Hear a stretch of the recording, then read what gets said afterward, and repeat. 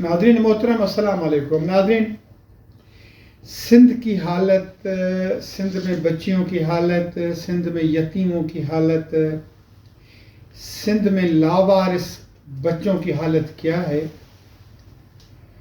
اس کے متعلق صرف حیدرآباد شہر کی یہ حالت ہے کہ وہاں پر ویمن ڈیولپمنٹ ڈپارٹمنٹ کی ڈپٹی ڈائریکٹر کے پاس 5000 بچیوں کے ساتھ زیادتی اور جبری طور پر مذہب تبدیل کروا کر کے ان کے ساتھ جبراً شادیاں کرنے کے شواہد موجود ہیں۔ اور جب اس خاتون نے ان کیسز کی تحقیقات شروع کی تو ان کے گھر پہ حملہ کروا دیا گیا اور یوں یہ سلسلہ ختم ہو گیا۔ یہ بات کون کر رہا ہے؟ کوئی عام آدمی، پولیٹیکل ورکر، سوشل ورکر، صحافی، دکاندار یا کسی ٹریڈ یونین کا نمائندہ نہیں، بلکہ سندھ ہائی کورٹ کا جسٹس صلاح الدین پہور صاحب عدالت عالیہ میں کر رہا ہے۔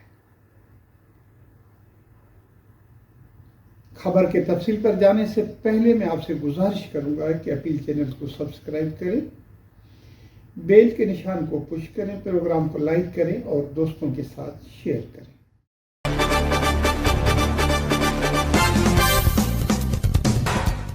جی ناظرین محترم، کل پیر کے دن لاوارث بچوں، یتیموں اور ان کے حوالے سے سندھ ہائی کورٹ میں پیشی تھی، اور یہ پیشی تھی جناب جسٹس صلاح الدین پہور صاحب کی عدالت۔ بہت دکھ اور افسوس کی باتیں ہیں، کیا آدمی بات کرے، کہاں سے شروع کرے، کہ کہاں تک ختم کرے۔ چند ماہ قبل کی بات ہے، لاہور میں ایک محترم لیڈی افسر جو دارالامان چلایا کرتی تھی، انہوں نے ویڈیو بیان ریکارڈ کر کے وائرل کر دیا کہ دارالامان سے بااثر افراد جو بچیاں دارالامان میں پناہ لیتی ہیں یا جن کو عدالت دارالامان میں بھیجتی ہے، ان کو بااثر افراد دارالامان سے نکال کر کے ان کے ساتھ زیادتیاں کرتے ہیں اور پھر انہیں دارالامان بھیج دیتے ہیں، اور سرکاری جو افسران وہاں مقرر ہیں وہ یہ ڈیوٹی سر انجام دیتے ہیں۔ بہت چرچا ہوا ان چیزوں کا۔ راہیلہ ٹیوانا صاحبہ سندھ اسمبلی کی ڈپٹی اسپیکر بھی رہی۔ ڈپٹی اسپیکر رہنے سے پہلے وہ پیپلز پارٹی میں ہوا کرتی تھیں، اور مجھے جہاں تک یاد پڑتا ہے کہ عبداللہ شاہ جب سندھ کے چیف منسٹر تھے تو وہ ان کی ایڈوائزر تھیں، اور دارالامان وغیرہ ان کی تابع میں تھے۔ انہوں نے بھی اس بات کی ایک ملاقات میں نے ان سے ملاقات کی تھی، اور میں نے ان سے جب پوچھا تھا کہ آپ کے زمانے میں بھی اس قسم کی باتیں ہوئی تھی، تو انہوں نے کہا کہ یہ ہمارا المیہ ہے، ایسا ہوتا ہے۔ کلمہ لا الہ الا اللہ محمد رسول اللہ کا پڑھتے ہیں، پاکستان میں جو سب سے زیادہ، ویسے تو دنیا بھر میں لیکن میں پاکستان کی بات کر رہا ہوں، جو سب سے زیادہ کتاب پڑھی جاتی ہے وہ قرآن مجید ہے۔ اور قرآن مجید کو اب تو تمام مکاتب فکر کے افراد، تمام فرقوں کے علماء یہ تلقین کر رہے ہیں کہ اسے ترجمے کے ساتھ پڑھیں۔ اردو ترجمہ، سندھی ترجمہ بہت زیادہ تعداد میں ہر جگہ پہ موجود ہیں، اور قرآن شریف کو ہم اب نیٹ پر بھی سن سکتے ہیں ترجمے کے ساتھ۔ جب ہم قرآن شریف ترجمے سے پڑھ رہے ہوتے ہیں، اس میں جو یتیموں کے متعلق ہدایات دی گئی ہیں، یتیموں کے متعلق جو باتیں کی گئی ہیں اور پھر حدیث پاک کی روشنی میں جو یتیموں کے حقوق بتائے گئے ہیں، وہ جب آدمی پڑھتا ہے تو رونگٹے کھڑے ہو جاتے ہیں۔ یہاں تک کہہ دیا گیا، میں نے ایک واقعہ پڑھا رسالت مآب کا کہ ایک بچہ، ایک صاحب مشکل حالات میں تھے، پریشان تھے، وہ رسالت مآب کی خدمت میں حاضر ہوئے، کہا کہ یا رسول اللہ، میرا بیٹا 3 دن سے غائب ہے، نہیں مل رہا، دعا کرے۔ اللہ کے حبیب نے دعا کے ہاتھ بلند کیے، ابھی دعا ختم ہی نہیں ہوئی تھی تو ایک آدمی آئے اور انہوں نے کہا کہ میں نے فلاں جگہ پہ تمہارے بچے کو دیکھا ہے، تندرست حالت میں بچوں کے ساتھ کھیل رہا تھا۔ وہ جب جانے لگا تیز تو رسالت مآب نے ان کو بلایا، کہا کہ ذرا آپ جا رہے ہیں، بچہ آپ کا گم تھا، آپ کو بچے کی محبت ایسی ہوگی کہ جب آپ اسے دیکھیں گے تو اسے لپٹ جائیں گے۔ میں آپ کو یہ کہتا ہوں کہ بچے کو آرام کے ساتھ گھر لے جائیں، گلے ملنا ہے، پیار کرنا ہے، بوسہ دینا ہے تو وہ جا کر کے گھر میں کیجیے گا۔ تو انہوں نے کہا یا رسول اللہ، یہ آپ کیا فرما رہے ہیں؟ تو رسالت مآب نے کہا ہاں میں ٹھیک کہہ رہا ہوں، چونکہ ہو سکتا ہے جن بچوں کے ساتھ وہ کھڑا ہے ان میں کوئی یتیم بچہ ہو اور اس کے دل میں یہ آس پیدا ہو کہ کاش میرا بھی کوئی باپ ہوتا جو مجھے گلے لیتا، جو مجھے بوسہ دیتا، جو مجھے پیار کرتا، جو میری تلاش کرتا۔ یہ ہیں یتیموں کے حقوق، یہ ہے یتیموں کی باتیں۔ لیکن ہمارے یہاں کیا ہو رہا ہے؟ یتیم بچوں اور یتیم بچیوں کے ساتھ اس ملک میں کیا ہو رہا ہے یہ آپ دیکھ سکتے ہیں۔ سندھ میں 29 اضلاع ہیں سندھ کے، جہاں پر سرکار کی طرف سے، سندھ گورنمنٹ کی طرف سے، وفاقی حکومت کی طرف سے تو ایک بھی نہیں، سندھ حکومت کی طرف سے 3 یتیم خانے ہیں، ایک کراچی میں، ایک حیدرآباد میں اور ایک صدر، جبکہ مخیر حضرات کی جانب سے 40 یتیم خانے ہیں۔ سرکاری یتیم خانہ حالت کا مجھے پتہ نہیں ہے، لیکن میں نے 2 یتیم خانے یہاں پر وزٹ کیے۔ ایک سائٹ کے علاقے میں گاؤں سے ایک بندہ آیا جس کا بھائی وہاں پر مقیم تھا، سعودی عرب کا کوئی شہری چلا رہا ہے، شاندار قسم کا یتیم خانہ تھا۔ جب میں نے وہاں کے علماء سے بات کی، وہ سعودی عربیہ کا نصاب بچوں کو پڑھا رہے تھے اور انہوں نے کہا یہاں داخلہ لینے کی صرف ایک شرط ہے کہ بچہ والد کی طرف سے یتیم ہے، سارا خرچہ ان کا اور بہت عالی شان قسم کے ان کے انتظامات ہیں۔ اور ایک ہماری لائنز کلبز کی فرج جہاں صاحبہ، وہ ہمیں لے کر کے گئی ملیر میں۔ وہ جو یتیم خانہ میں نے دیکھا اس کے انتظامات تو 3 اسٹار ہوٹل جیسے تھے، بہت ہی شاندار، بہت ہی شاندار۔ اور جو خاتون چلا رہی تھیں وہ ڈیفینس سے روزانہ ملیر جاتی ہیں اور یتیم خانہ کی بچیوں کی نظرداری کرتے ہیں۔ اللہ تعالیٰ انہیں جزائے خیر دے، بہت اچھے عالی شان قسم کے۔ لیکن کل جو سندھ ہائی کورٹ میں ہوا ہے، میں ان کی بات کر رہا ہوں۔ یہاں پر پوچھا گیا، یہ باتیں سامنے آئیں کہ آپ یتیم بچیوں کو جو شادیاں کس طریقے سے کرواتے ہیں، ان کا کوئی ریکارڈ ہے؟ کوئی ریکارڈ نہیں۔ یتیم بچوں کی حالت کیسی ہے؟ عدالت کو بتایا جائے، کوئی ریکارڈ نہیں ہے۔ ایک وکیل صاحب کہنے لگے کہ جی یہ تو عیدی والوں سے لوگ بچے لینے کے لیے آتے ہیں، لیکن عیدی والے بچے انہیں نہیں دیتے، یتیم بچے نہیں دیتے کیونکہ ان کی فنڈنگ متاثر ہوتی ہے۔ اب ان صاحب کو کون بتائے کہ عیدی صاحب کی جو عیدی کے نام پہ فنڈنگ دی جاتی ہے وہ صرف یتیموں کے لیے نہیں دی جاتی، ان کے بہت زیادہ پروجیکٹ ہیں۔ لیکن انہوں نے کہنے میں کیا حرج ہے؟ عدالت نے عیدی کے وکیل کو کہا کہ آپ بھی ہمیں تفصیل دیں، اور یہ عدالت نے بہت ہی اچھا اقدام کیا، احسن اقبال کیا۔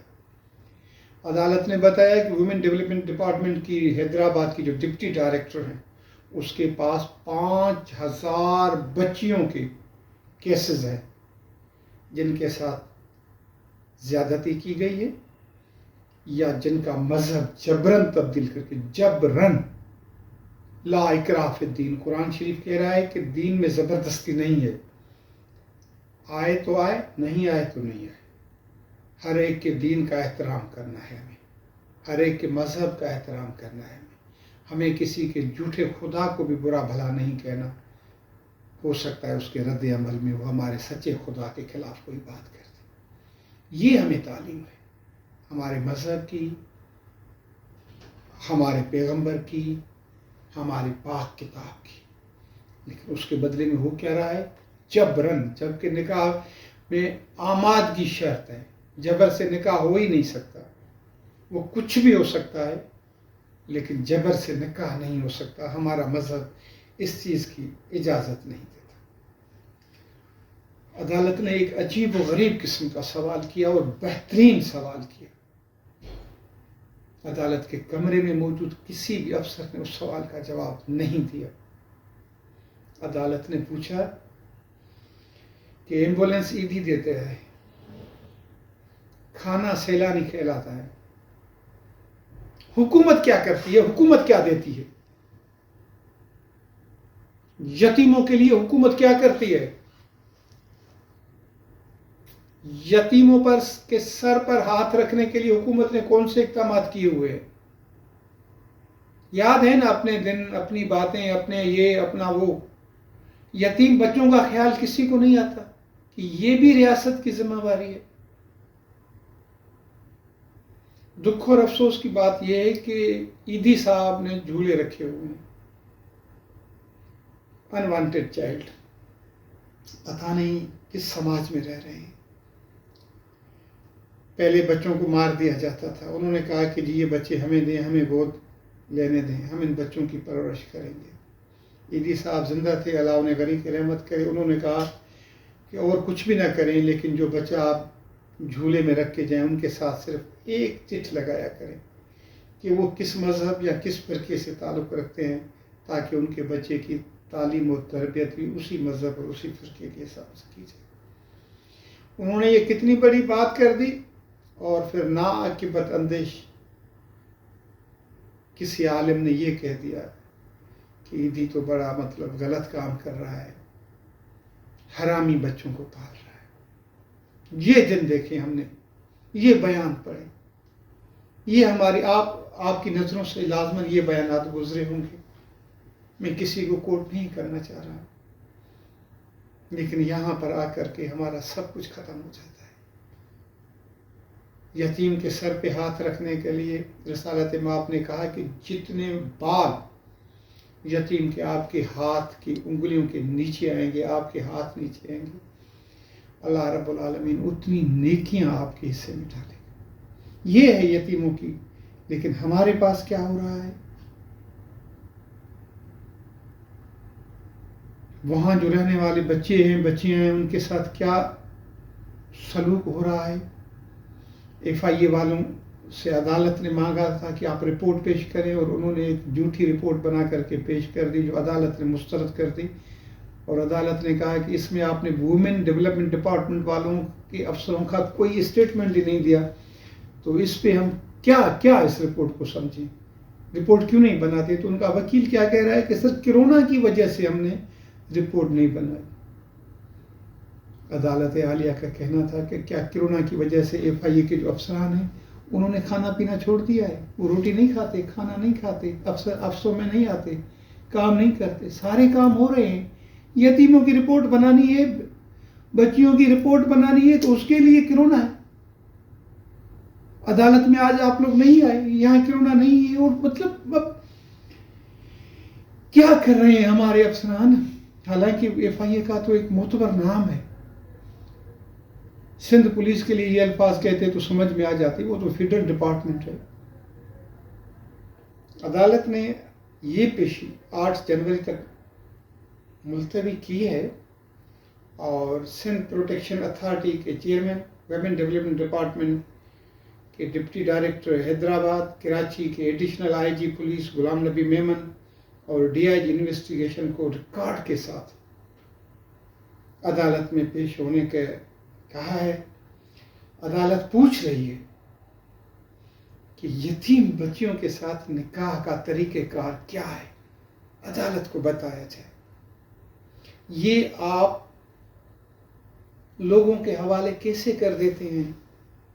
کون لوگ ہیں وہ ان کو کیوں لے کر کے جاتے ہیں؟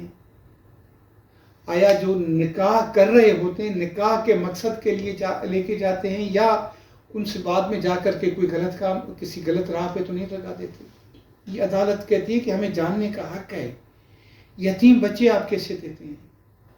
وکیل صاحب کہہ رہے ہیں کہ جی وہ بہت سارے لوگ آتے ہیں نا اور وہ یتیم بچے مانگتے ہیں کہ ہمیں دو، ہم ان کی اچھی پالنا کریں گے، تربیت کریں گے، لیکن عیدی والے نہیں دیتے کیونکہ وہ عیدی والے ان کی فنڈنگ رک جاتی ہے۔